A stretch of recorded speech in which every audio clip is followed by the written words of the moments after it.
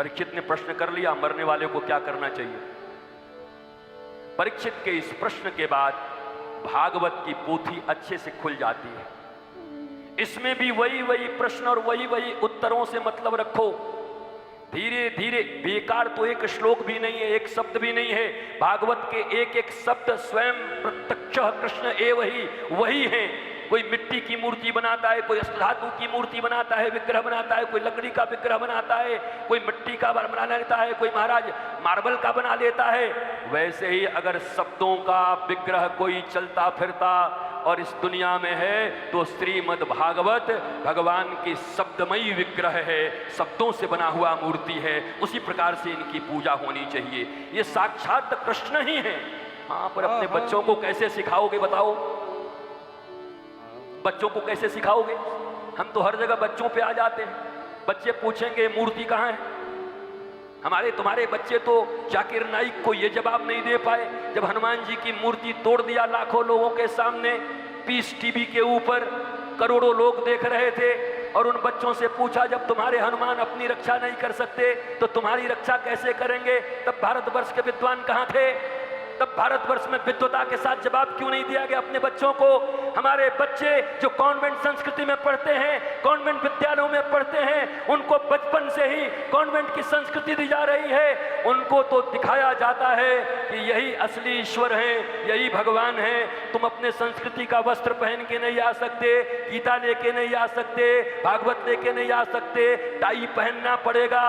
तो 8 घंटे तक स्कूल में जो शिक्षा तुम दिलवा रहे हो, 5 घंटे का होमवर्क जो घर में करवा रहे हो, 13 घंटे, और अगर 5 मिनट तुम हनुमान चालीसा पढ़ते हुए ऐसे ऐसे कर ही ले तो उसमें कितना बदलाव आ जाएगा? बोलो। ज्यादा घंटे तो अपनी संस्कृति के विरुद्ध काम कर रहे हैं वो, उनको शिक्षा ही उल्टा मिल रहा है। इसलिए भारत में गुरुकुलम की जरूरत है। इसलिए भारत में पुनः गुरुकुल की स्थापना की जरूरत है। और गुरुकुल भी ऐसा नहीं, कंप्यूटर साइंस के साथ मॉडर्न साइंस एंड एंशिएंट हमारी जो भी शिक्षा पद्धति है, इन दोनों का फ्यूजन, तो मिट जाएगा भारत का कंफ्यूजन। अगर ये फ्यूजन बन गया भारत की संस्कृति में, हमारी कंप्यूटर की विद्या, संस्कृत उसके लिए सबसे उपयुक्त है। ये नासा ने मान लिया है। नासा को बार बार रेफर करना पड़ता है क्योंकि उन्हीं की बात अब माननी। हम कहेंगे तो बोलेंगे ये क्या बोलेगा जटा लेकर के 2 कौड़ी का बाबा, पर नासा बोल रहा है तो मानना पड़ेगा। फिर नासा बोल रहा है। हालांकि कल ही मैंने आपको बता दिया कि हमारे तो पंडित जी बता देते थे 30 साल पहले, नासा तो हम जानते भी नहीं थे। बुधवार को 6:33 पर चंद्र ग्रहण लगेगा।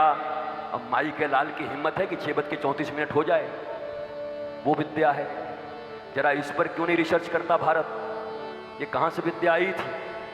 करोड़ों अरबों रुपए खर्च करके जो लोग बता रहे हैं वो पोथी में कहां से लिखी हुई है? बोलो।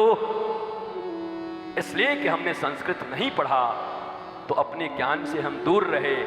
अंग्रेजों ने इंग्लिश पढ़ा दी। हवाई जहाज इन्होंने बनाया।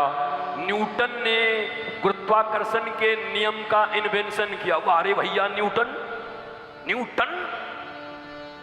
ने किया गुरुत्वाकर्षण के नियम को।